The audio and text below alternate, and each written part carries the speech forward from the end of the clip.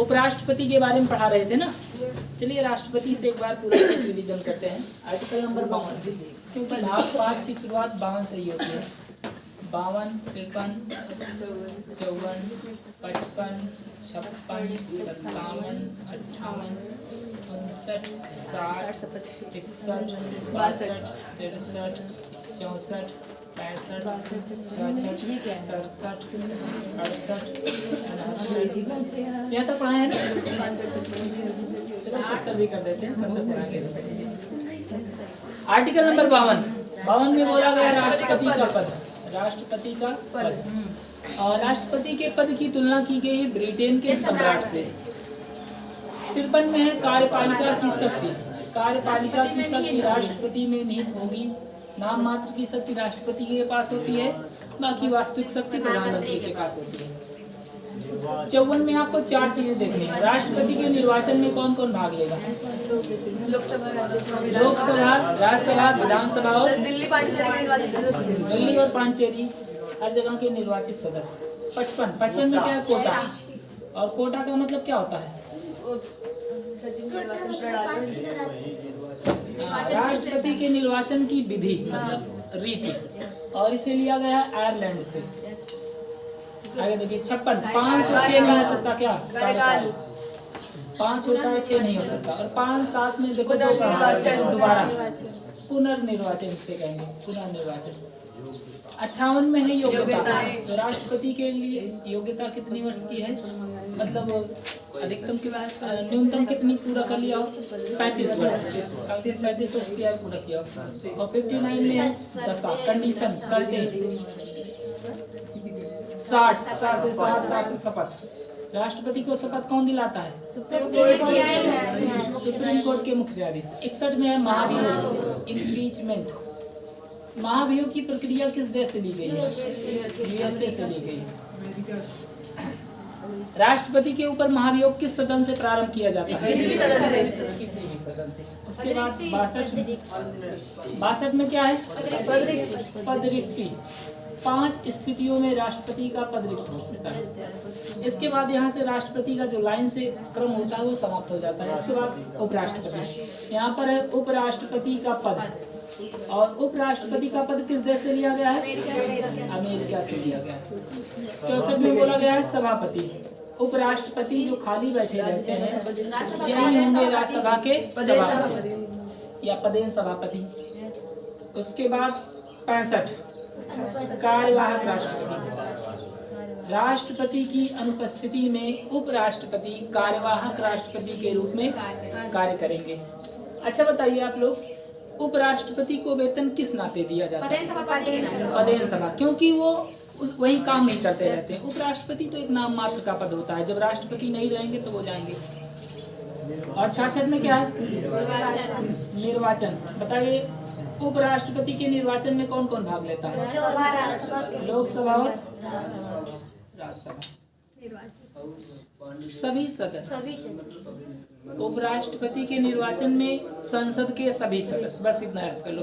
यहाँ पर विधानसभा राज्यसभा की बात ही नहीं है। उसके बाद इसमें क्या है?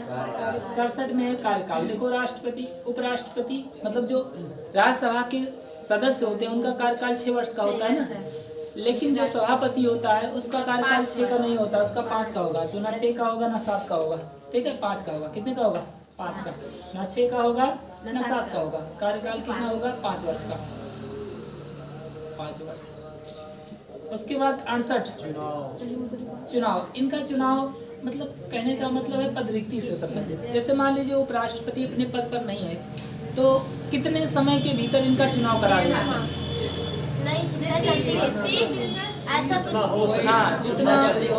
जितना संभव हो सके। यहाँ पर कोई समय की बारे में जानकारी नहीं दी गई। जैसे आर्टिकल नंबर 62 में कहा गया कि अगर राष्ट्रपति का पद खाली होगा तो उसे 6 माह के भीतर भरना जरूरी है, लेकिन यहाँ पर अगर पद खाली हो जाता है तो चुनाव कितने महीने के अंदर, ऐसा कुछ नहीं, यथासंभव। इसके बाद 69 में शपथ। बताइए उपराष्ट्रपति को शपथ कौन दिलाता है? राष्ट्रपति महोदय शपथ दिलाते हैं, क्योंकि अब कार्यपालिका में उपराष्ट्रपति से बड़ा भी कोई पद है जबकि राष्ट्रपति को शपथ दिलाने के लिए राष्ट्रपति से बड़ा कोई नहीं था।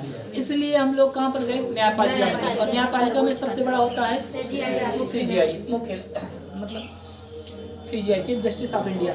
69 में है शपथ और 70। अच्छा 70 पढ़ाने से पहले आपको एक चीज बता देते हैं, उपराष्ट्रपति के ऊपर भी महाभियोग लगता है, लेकिन इसे महाभियोग नहीं कहते हैं, इसे कहते हैं महाभियोग जैसी प्रक्रिया। जैसी प्रक्रिया, जिस तरीके से राष्ट्रपति को हटाने के लिए महाभियोग लगाया जाता है उसी तरीके से उपराष्ट्रपति को भी हटाया जाता है। लेकिन इनके लिए महाभियोग शब्द का प्रयोग नहीं किया जाता है, इनके लिए किया जाता है संसदीय कार्यवाही। क्या यूज किया जाता है? संसदीय कार्यवाही। तो संसदीय कार्यवाही के द्वारा उपराष्ट्रपति को हटाया जाएगा, जो कि बिल्कुल महाभियोग जैसी प्रक्रिया होगी। अब उपराष्ट्रपति के ऊपर महाभियोग लगाना है तो ये कहाँ से शुरू होगा? लोकसभा से कि राज्यसभा से या कहीं से भी? बताइए।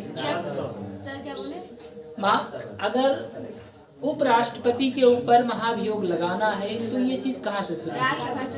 राज्यसभा से। बिल्कुल सही। महाभियोग जैसी प्रक्रिया राज्यसभा से ही शुरू होगी। कहाँ शुरू होगी? राज्यसभा। वही प्रक्रिया होगी जो राष्ट्रपति के ऊपर महाभियोग जब लगाया जाता है, जैसी प्रक्रिया वो होती है वैसी यहाँ पर भी होगी। बस अंतर ये है कि जब उपराष्ट्रपति के ऊपर लगाया जाता है तो शुरुआत इसकी राज्यसभा से ही होगी, लेकिन जब राष्ट्रपति के ऊपर लगाया जाता है तो कहीं से भी शुरू। अच्छा, महाभियोग जैसी प्रक्रिया शुरू करने के लिए कितने वोटों की जरूरत होती है? 1/4 ये प्रारंभ करने के लिए। लेकिन पारित करने के लिए 2/3 पारित। और पारित मतलब जितने सदस्य होते हैं कुल का, ये नहीं कि जितने उपस्थित हैं, जितने सदस्य होते हैं उनका। ठीक है, तो 2/3 से पारित कर दिया जाएगा। उसके बाद अगले सदन में जाएगा, मतलब लोकसभा में। और लोकसभा में जाने के बाद इसे 2/3 से पारित करना पड़ेगा। और यहाँ पर इन्हें भी कितने दिन का समय दिया जा सकता है? 14 दिन का। मतलब 14 दिन वाला समय केवल एक ही सदन में दिया जाता है, चाहे लोकसभा में मिले चाहे राज्यसभा। बाकी अगर उपराष्ट्रपति की बात होगी तो जान रहे हैं कि यहीं पर भाई यहाँ से शुरू होगा तो यहाँ तो दिया नहीं जाएगा, यहीं पर जाएगा मामला। समझ गए कि नहीं? तो इनके ऊपर भी महाभियोग की प्रक्रिया याद कर लीजिएगा कि उपराष्ट्रपति के ऊपर जो महाभियोग की प्रक्रिया लगाई जाती है, बस पॉइंट जो याद करना है पूरी याद करना है कि उपराष्ट्रपति के ऊपर महाभियोग जैसी प्रक्रिया जब शुरू होगी तो ये शुरू होगी केवल राज्यसभा से, लोकसभा से नहीं शुरू होगी। बाकी सेम टू सेम सब कुछ वही है। समझ गए कि नहीं? इसका कहीं आर्टिकल में उल्लेख नहीं तो हम ये भी बता देते। कहीं पर आपको दिखा जहाँ पर हमने लिखा महाभियोग नहीं है ना, तो आर्टिकल में नहीं है, लेकिन बस अब जान लीजिए महाभियोग प्रक्रिया क्या होती है। उपराष्ट्रपति के ऊपर महाभियोग प्रक्रिया बिल्कुल वैसे ही है जैसे राष्ट्रपति की। बस फर्क इस बात का है कि राष्ट्रपति वाला कहीं से भी शुरू हो जाता है और उपराष्ट्रपति वाला केवल राज्यसभा से शुरू होगा। समझ गए ना? तो आर्टिकल नंबर आप 69 तक पढ़े हैं पूरा। चलिए अब आपसे पूछ लेते हैं बीच बीच में से, पढ़े भी हैं बस वही लिख रहे। पूछे? बताइए आर्टिकल नंबर 62 में क्या है? पदरिक्ति। ओके। 60 में क्या है? शपथ। बताइए 63 में क्या है?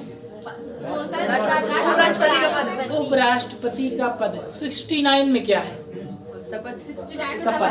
किसकी शपथ? उपराष्ट्रपति। और 60 में क्या है? राष्ट्रपति। बताइए संघ की कार्यपालिका शक्ति राष्ट्रपति में निहित होगी, किसमें है? 53 में है। बताइए राष्ट्रपति के निर्वाचन की रीति 55 में, जिसे हम कोटा बोलते हैं ना, तो 55 में है राष्ट्रपति के निर्वाचन की रीति। बताइए राष्ट्रपति का पुनर्निर्वाचन 57। तो 57 देखो याद ऐसे करना, 2 का अंतर है, मतलब दोबारा निर्वाचन की बात है। तो 57 का मतलब दोबारा निर्वाचन या पुनर्निर्वाचन। और 56 में क्या है? 56 में क्या है? कार्यकाल। 5 से 6 नहीं हो सकता है। राष्ट्रपति का कार्यकाल कितना होता है? 5। 6 नहीं हो सकता है। बताइए 67 में क्या है? कार्यकाल। उपराष्ट्रपति का कार्यकाल 5 वर्ष का होता है, ना 6 का होता है ना 7 का होता है। 5 का होता है, 6 और 7 का नहीं होता है। तो 67 में है उपराष्ट्रपति का कार्यकाल कितने वर्ष का होता है? 5 वर्ष। बताइए आर्टिकल नंबर 64 में क्या है? 65 में क्या है? कार्यवाहक राष्ट्रपति। लाइन से याद किए रहना कि पहले 63 में है उपराष्ट्रपति, 64 में है सभापति, 65 में है कार्यवाहक राष्ट्रपति, 66 में है निर्वाचन, ऐसे 67 में है कार्यकाल, 68 में जानते हैं क्या है? चलिए भाई आगे चलते हैं। अब आपको बताना है अगला आर्टिकल, आर्टिकल नंबर 70।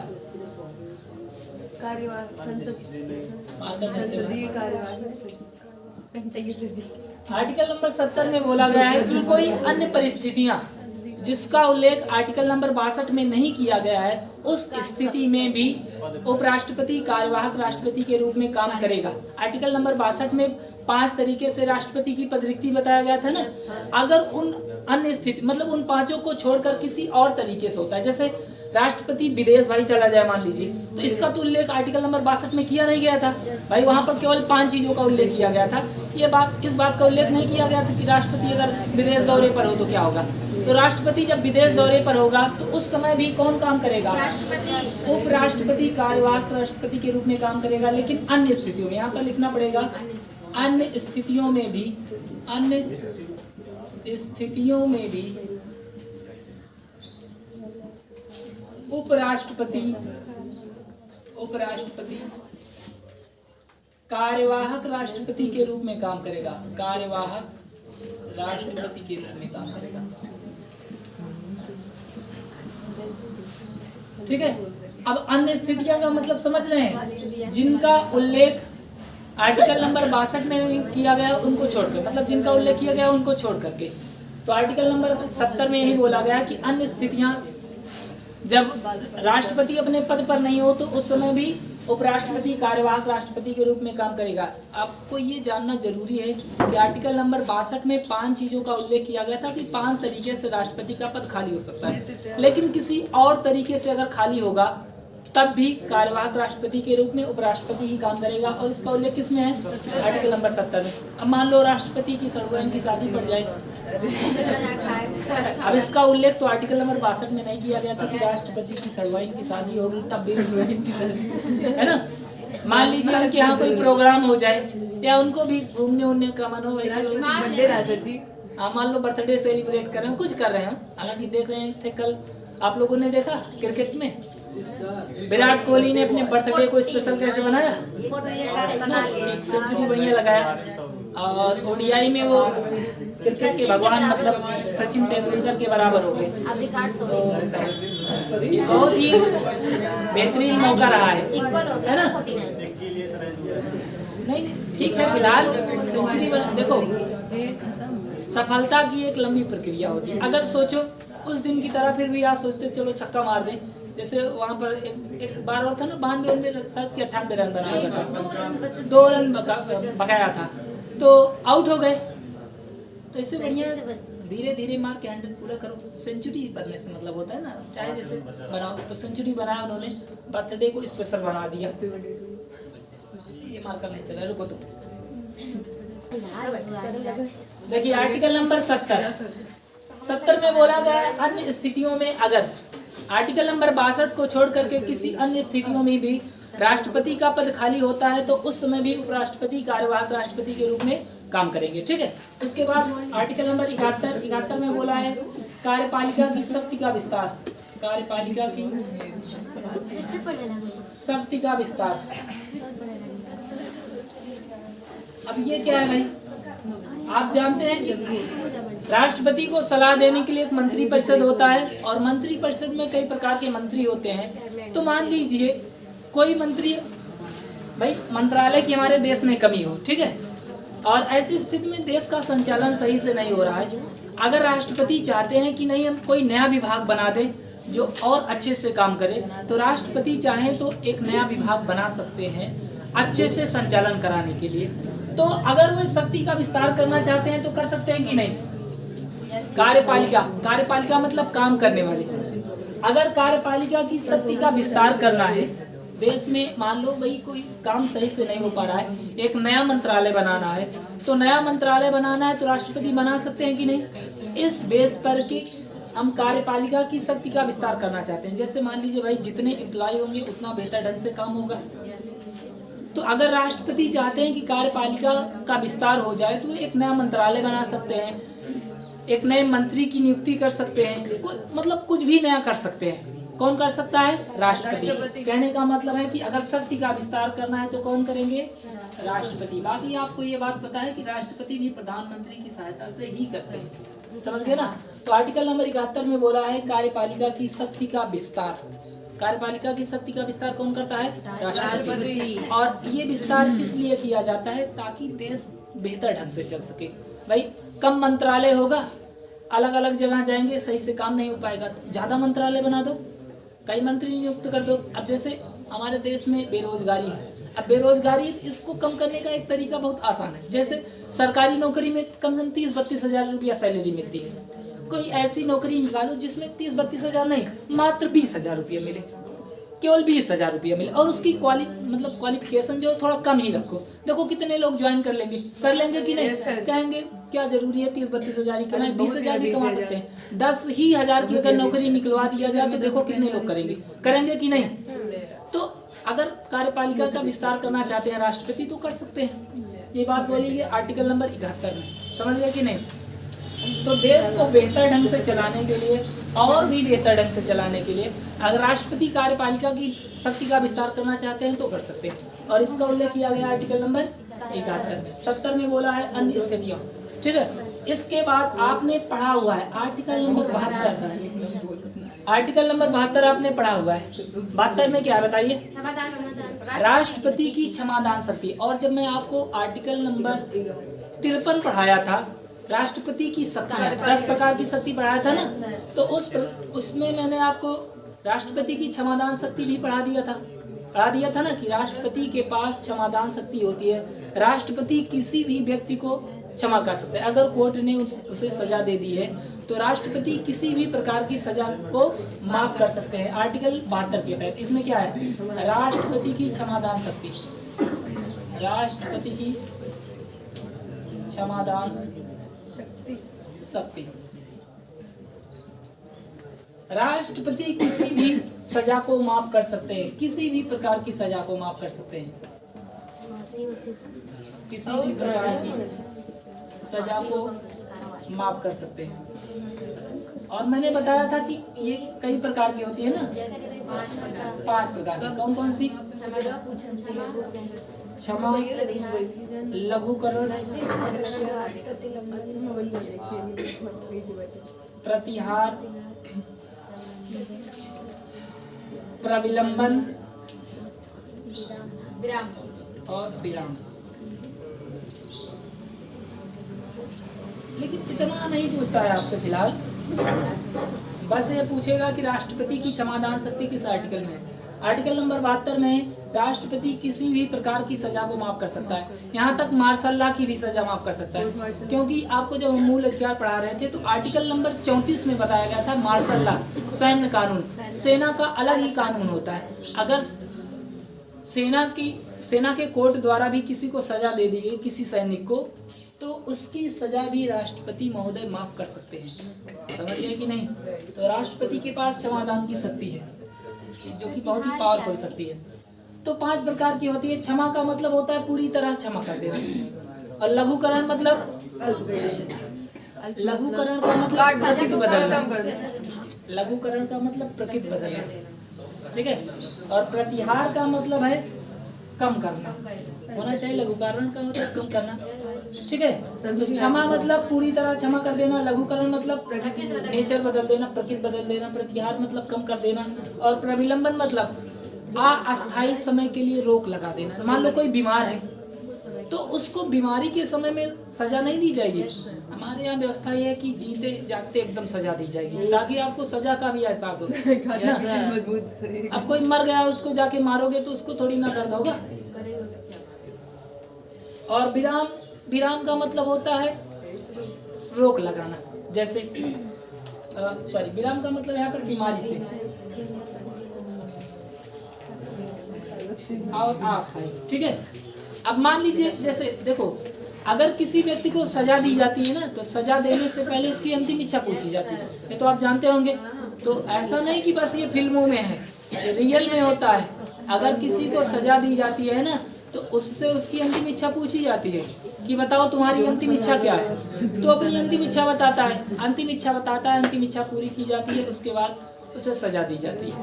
तो ऐसा नहीं कि अंतिम इच्छा कुछ भी हो जाए, मतलब अंतिम इच्छा का मतलब जैसे मरना ही नहीं चाहते। हाँ, कोई कहता कि हमको मरना ही नहीं है, तो ये भाई अंतिम इच्छा है। मान लो आपको किसी से मिलना है तो आपको मिला दिया है, कुछ खाना है, पीना है, किसी को देखना है, किसी से मिलना है, कुछ पढ़ना चाहते हो, तो ये सब सजा। अब कोई कह दे कि हमको बाप बनना है, अब ऐसे थोड़ी ना हो सकता है भाई, ऐसे कैसे बाप बन जाओगे। अब इसके लिए कम से कम 1 साल वेट करना पड़ेगा ना। तो मतलब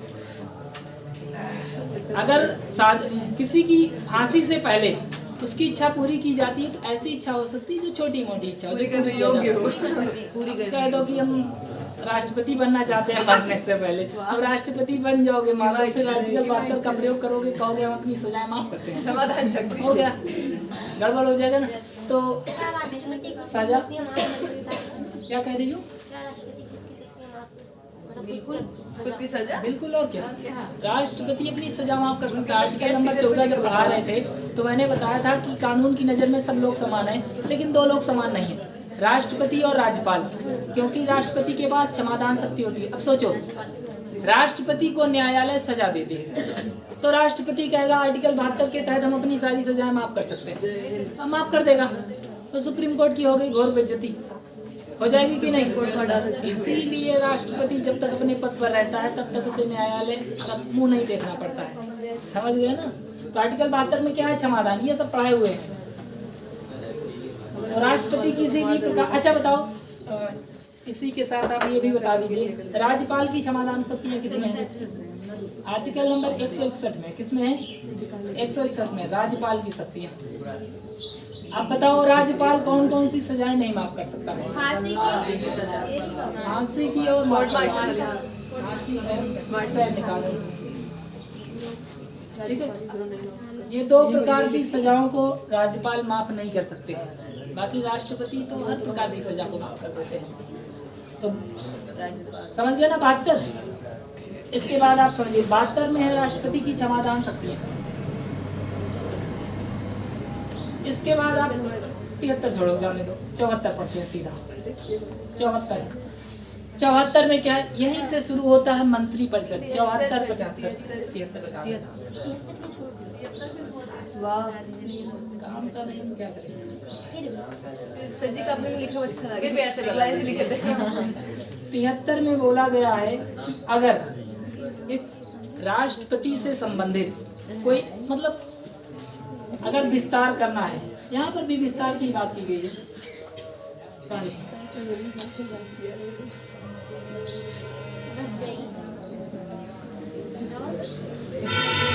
अगर शक्तियों का विस्तार करना है तो ये भी आर्टिकल 73 में है, ठीक है, इसलिए नहीं बता रहे थे इसको। 74 में देखो क्या है। 74 में बोला गया है कि राष्ट्रपति को सलाह देने के लिए एक मंत्री परिषद होगा जिसका मुखिया प्रधानमंत्री होगा, और राष्ट्रपति मंत्रियों की बात मानने के लिए बाध्य होगा। राष्ट्रपति अपने मन से काम नहीं करता है, राष्ट्रपति किसके अनुसार काम करता है? मंत्री परिषद की सलाह पर। और मंत्री परिषद में सबसे बड़ा मंत्री कौन होता है? प्रधानमंत्री होता है। तो आर्टिकल नंबर 74 में ये देखो, 74-75 में बड़ा कंफ्यूजन रहता है कि क्योंकि दोनों में मंत्रियों की बात है। तो 74 में एकदम साफ साफ लिख रहे हैं, पहले लिखो राष्ट्रपति को सलाह देने के लिए, राष्ट्रपति को सलाह देने के लिए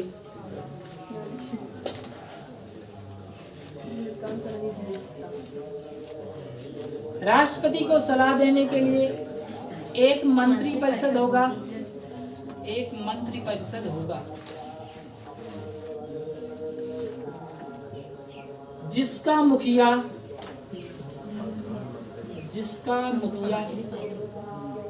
पीएम होगा।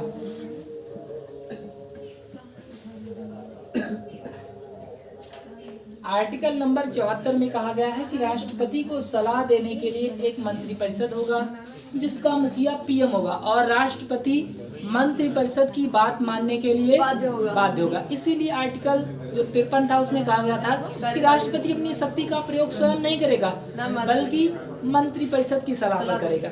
ये तो भाई साहब बाध्य कर दिया गया है। अगर बाध्य कर दिया, अगर राष्ट्रपति मंत्रिपरिषद की बात नहीं मानता है तो उसके ऊपर लगाया जाएगा इम्पीचमेंट और उसको हटा दिया जाएगा। ऐसे राष्ट्रपति को लाओ जो बात माने, समझा कि नहीं। तो 74 में क्या बोला गया है, राष्ट्रपति को सलाह देने के लिए एक मंत्रिपरिषद। अब आप याद क्या करेंगे, कहेंगे सर इतना बड़ा कैसे याद करेंगे, तो बस इतना याद कर लो। 74 में है मंत्रिपरिषद, क्या है मंत्रिपरिषद, और इसी मंत्रिपरिषद में प्रधानमंत्री भी तो है कि कहीं और रहेंगे भाई। मंत्रिपरिषद मतलब मंत्री, और मंत्रियों में सबसे बड़ा मंत्री प्रधानमंत्री, समझ गए कि नहीं। तो आर्टिकल नंबर 74 में क्या है, मंत्रिपरिषद।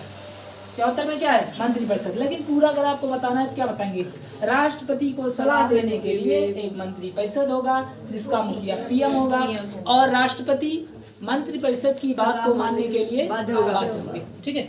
अगला 75 में क्या है, अभी हम आपको बताते हैं मंत्रियों के बारे में भी। 75 समझ नहीं मंत्रिमंडल है, आगे देखो अभी बताते हैं मंत्रिमंडल क्या होता है, मंत्रिपरिषद क्या होता है, पहले सुनो तो। 75 में क्या बोला गया है, 75 में बोला है अन्य मंत्रियों की नियुक्ति। अन्य मंत्रियों की नियुक्ति। अब मंत्री कई तरीके के होते हैं, उनकी नियुक्ति जो है 75 में याद करना है मंत्रियों की नियुक्ति। क्या याद करना है, मंत्रियों की नियुक्ति। तो 75 में है नियुक्ति और 74 में है मंत्रिपरिषद। ठीक है। अब आपको बताते हैं कि मंत्रिपरिषद क्या होता है, मंत्रिमंडल क्या होता है, कौन कौन से मंत्री होते हैं। तो इसको याद करना है 74 75। 74 में मंत्रिपरिषद और 75 में क्या है, मंत्रियों की नियुक्ति। ठीक है। इसमें नियुक्ति की बात की गई। अब नियुक्ति किसकी किसकी की जाएगी ये हम आपको दिखाते हैं। 74 में है मंत्रिपरिषद, 75 में है अन्य मंत्रियों की नियुक्ति, और इसमें कौन कौन से मंत्री होंगे अब हम आपको बताते हैं। मंत्रिपरिषद होती है लोकसभा के प्रति उत्तरदायी, लेकिन अगर बोलेगा कि सिंगली मतलब एकल रूप से तो राष्ट्रपति के प्रति, बाकी लोकसभा के प्रति। देखो मंत्री कई प्रकार के होते हैं। पहले नंबर के मंत्री जो होते हैं उन्हें कहा जाता है कैबिनेट मंत्री। कैबिनेट मंत्री। उसके बाद दूसरे नंबर के जो मंत्री होते हैं उन्हें कहा जाता है राज्यमंत्री।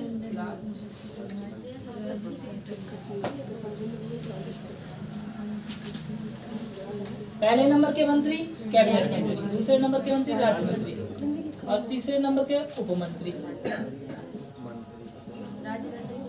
ये 3 प्रकार के मंत्री होते हैं, कैबिनेट मंत्री, राज्य मंत्री, उपमंत्री। अब कैबिनेट मंत्री कौन होता है, अगर कोई विभाग बनाया गया है, जैसे रेलवे एक विभाग है, सड़क परिवहन एक विभाग है, सब अलग अलग विभाग होता है ना।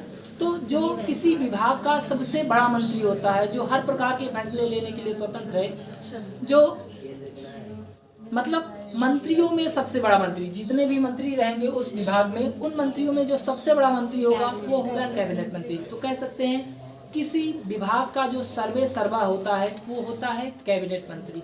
जैसे इस समय रेल मंत्री कौन है, अश्विनी वैष्णव। तो अश्विनी वैष्णव कौन से मंत्री हैं, कैबिनेट मंत्री हैं। तो मतलब रेलवे से संबंधित अगर कोई फैसला लेना है तो ये फैसला अश्विनी वैष्णव लेंगे, समझ गए कि नहीं।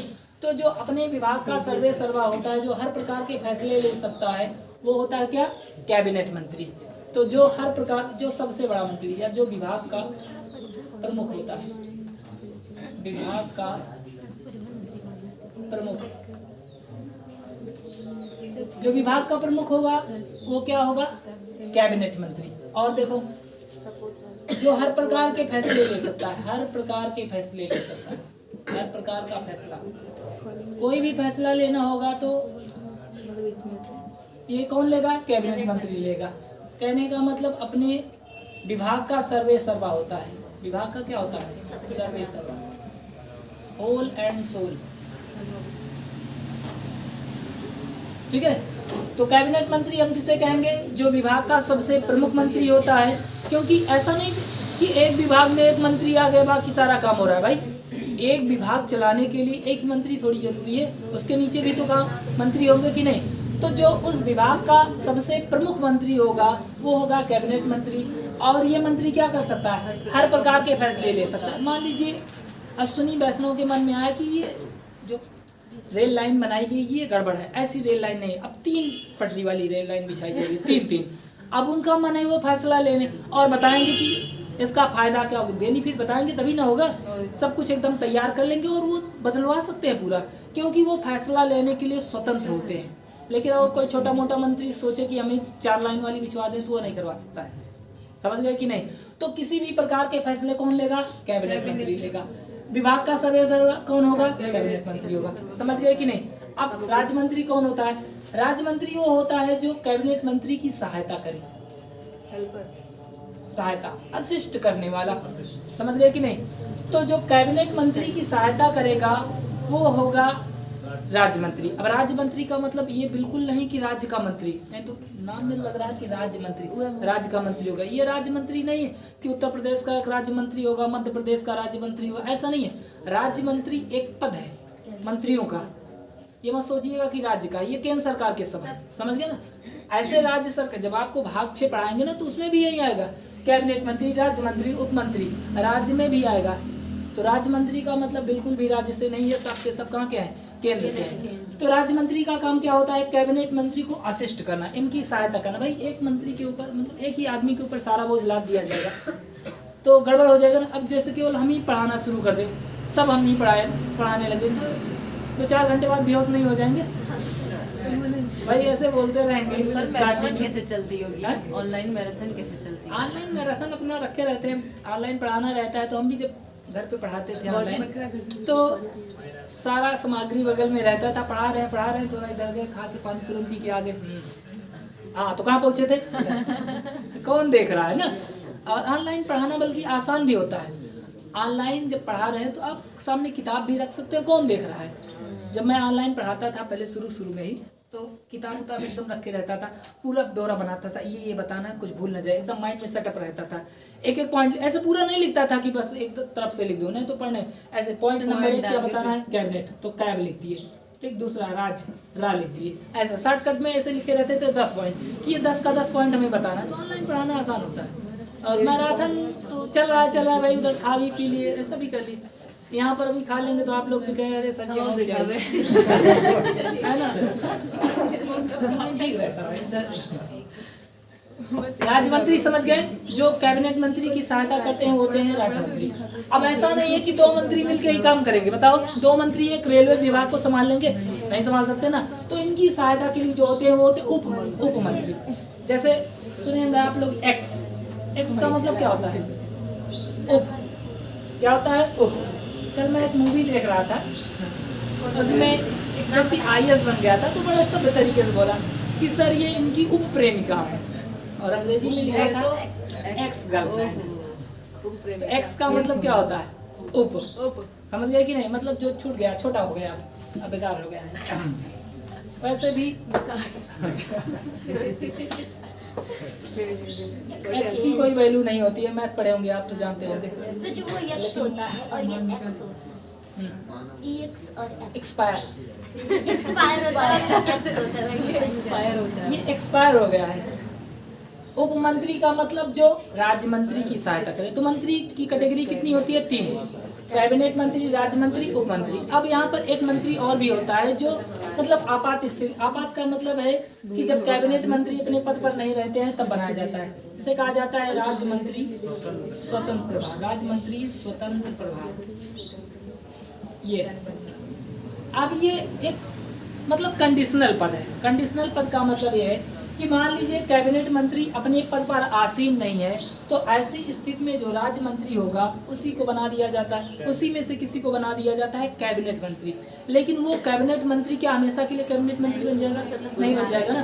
तो ऐसे मंत्री को उस समय क्या कहा जाता है, राज्य मंत्री स्वतंत्र प्रभार। जो राज्य मंत्री है अगर वो स्वतंत्र हो जाए फैसला लेने के लिए तो वही क्या कहलाता है, राज्य मंत्री स्वतंत्र प्रभार। मतलब ये कैबिनेट के रूप में काम करेगा। और ये आप जितना मंत्री देख रहे हैं, ऐसा नहीं कि केवल इतने ही मंत्री हैं, और भी प्रकार के मंत्री होते हैं, मतलब जिनका संविधान में उल्लेख नहीं किया गया है।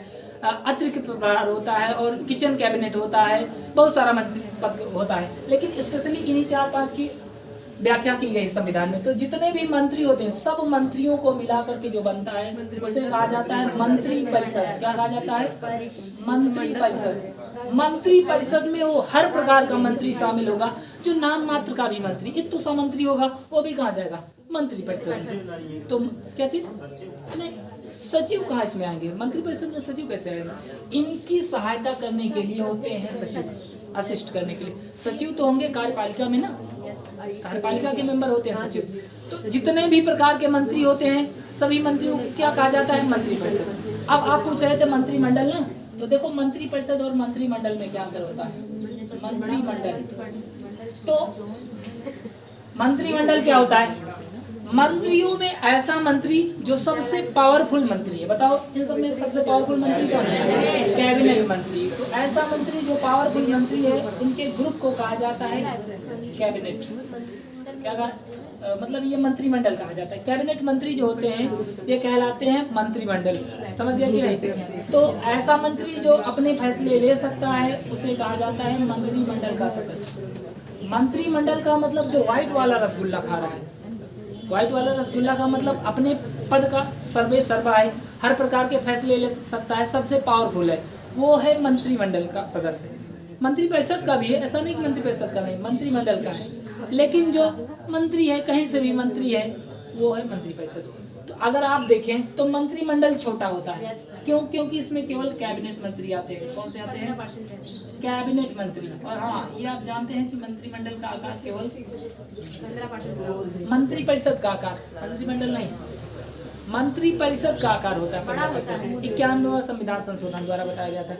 अगर यही 15% हो जाए, सोचो 545 का 15% निकालेंगे, कम से कम 80-81 तो आएगा ही ना।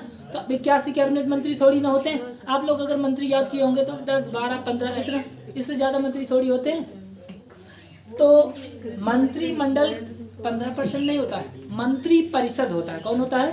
मंत्री परिषद। और मंत्री परिषद में जो कैबिनेट मंत्री होते हैं वो आके बन जाते हैं और कहलाते हैं मंत्रिमंडल। तो हम कह सकते हैं कि मंत्री परिषद का आकार बड़ा होता है जबकि मंत्रिमंडल का आकार छोटा है। लेकिन पावरफुल कौन होता है? मंत्रिमंडल पावरफुल होता है। समझ गए कि नहीं? तो आप समझ गए होंगे कैबिनेट मंत्री किसे कहा जाता है। कैबिनेट मंत्री ऐसा मंत्री है जो हर प्रकार के फैसले ले सकता है, अपने विभाग का सर्वे सर्वा है, ठीक है, और किसी भी प्रकार के फैसले को ले सकता है। राज्य मंत्री क्या होता है? मंत्री की सहायता, कैबिनेट मंत्री की सहायता करने वाले को क्या कहते हैं? राज्य मंत्री। और इनकी सहायता करने वाले को क्या कहते हैं? उप मंत्री, ठीक है। और इन सबको क्या कहते हैं? इन सबको कहते हैं उप मंत्री। समझ गया कि नहीं? एक बार फिर से बना दे रहे हैं, देखिए, कैबिनेट मंत्री, राज्य मंत्री, उसके बाद है राज्य मंत्री,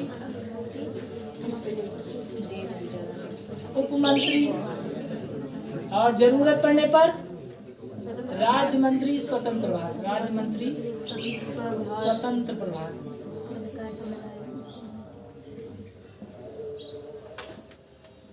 इन सबको कहा जाता है मंत्री परिषद, मंत्री परिषद। और इनका जो हेड होता है, हेड कौन होता है? पीएम इनका हेड होता है, प्रमुख।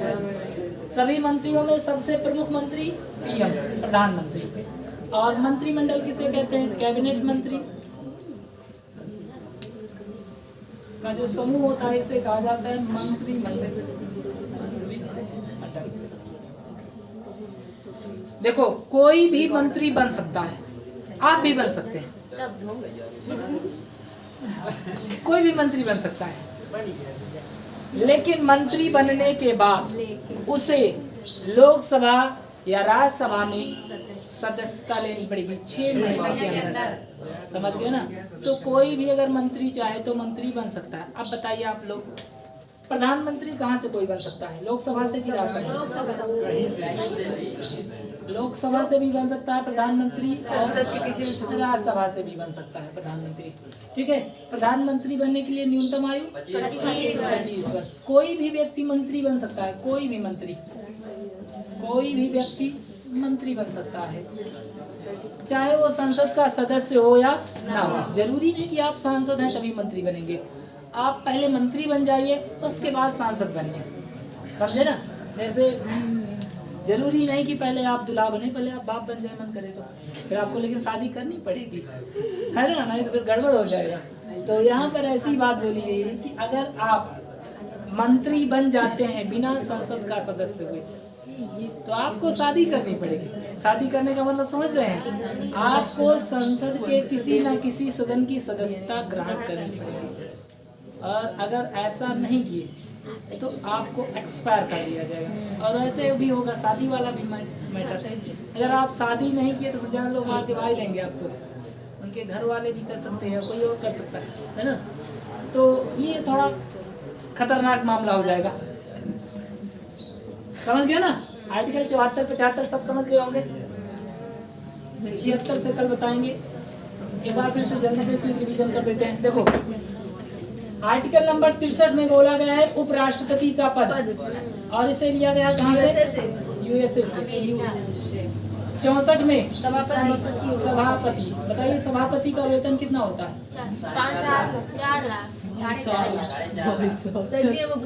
65।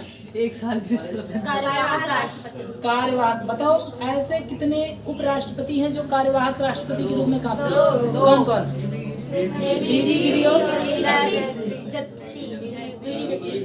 बीबी गिरी और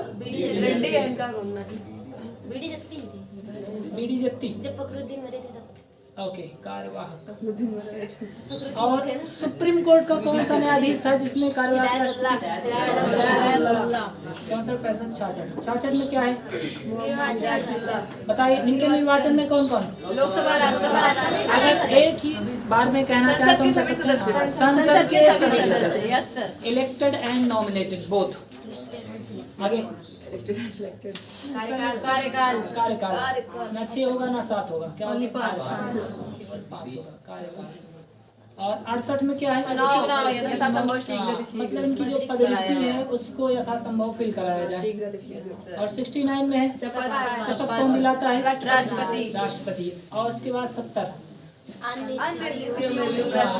स्थितियों में भी राष्ट्रपति उपराष्ट्रपति कार्यवाहक राष्ट्रपति के रूप में काम करेगा। 74 में बोला गया है कि 72 जानते ही हैं, 72 में है आपका एक तो बताए नहीं, आर्टिकल नंबर 71 नहीं बताया भाई।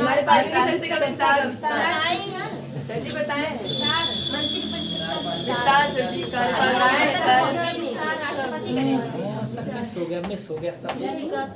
अरे गुरुजी मिस हो गया भाई, सब गड़बड़ हो गया।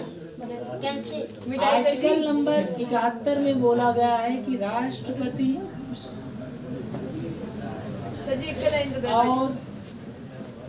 उपराष्ट्रपति संबंधित विवाद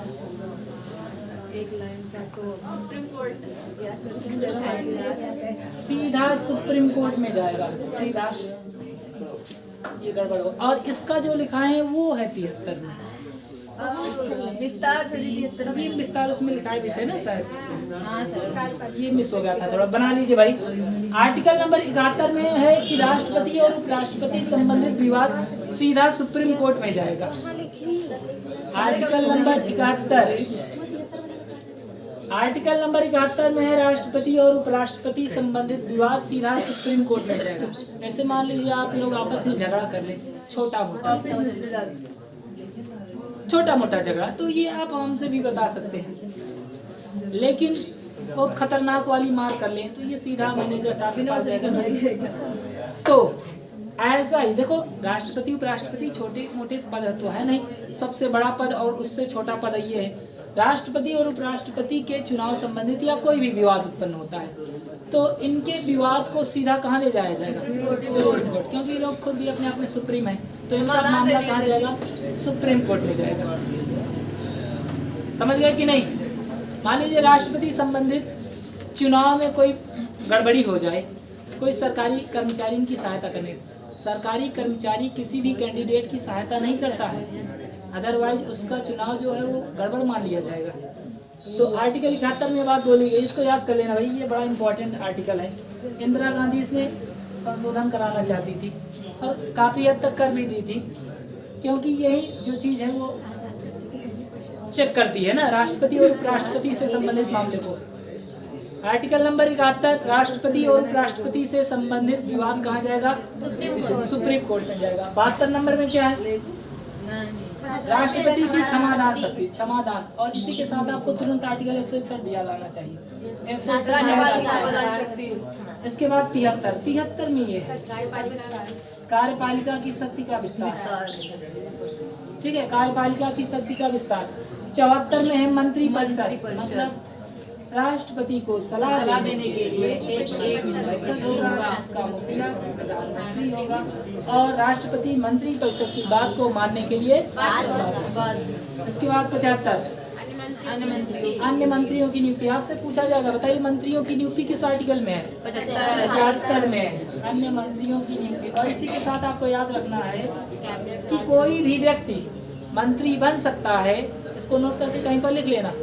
कोई भी व्यक्ति बिना संसद का सदस्य रहे हुए ही मंत्री बन सकता है, लेकिन 6 महीने के भीतर उसे संसद की सदस्यता ग्रहण करनी पड़ेगी, चाहे लोकसभा की चाहे राज्यसभा की। और ऐसा कई बार हुआ है, यहाँ तक प्रधानमंत्री आ गए लेकिन मिलाया गया। स्मृति ईरानी भी एक बार हार गई थी, लेकिन उन्हें डायरेक्ट मंत्री बना दिया गया, फिर राज्यसभा से बना दिया गया सांसद। तो 75 में हम अन्य मंत्रियों की नियुक्ति। मंत्री परिषद के बारे में आप जानते हैं कि मंत्री कई प्रकार के होते हैं, कैबिनेट मंत्री, राज्य मंत्री, उप मंत्री, राज्य मंत्री, स्वतंत्र प्रभार। ऐसा मंत्री जो हर प्रकार के फैसले ले सकता है, कैबिनेट मंत्री। आपसे ये क्वेश्चन पूछा जा सकता है कि बताइए मंत्रिमंडल में कौन शामिल होता है? कैबिनेट मंत्री। कौन शामिल होता है? कैबिनेट मंत्री शामिल होता है, ठीक है। अच्छा, वो भी शामिल होगा, क्या नाम है, राज्य मंत्री, स्वतंत्र प्रभार, क्योंकि वो भी तो कार्यवाहक मतलब एज अ कैबिनेट मंत्री काम करते हैं ना। जब कैबिनेट मंत्री अपने पद पर नहीं रहता है तो राज्य मंत्री स्वतंत्र प्रभार ही तो कैबिनेट मंत्री के रूप में काम करता है।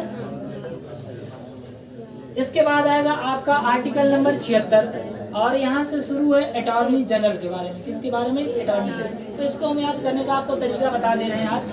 इस आपके सामने लिखा गया है, ठीक है। अब देखो, इसको मैं जी बना सकते हैं, ऐसे खींच दी ए बन गया और इसको खींच दिया जी। तो 76 में क्या है? एजी, अटॉर्नी जनरल। अब अटॉर्नी जनरल की बात होगी नेक्स्ट डे, समझ गया ना। गांव में पत्नियां अपने पति को कहती हैं जी ना लगोती सर जी, ये करत रहती हूँ।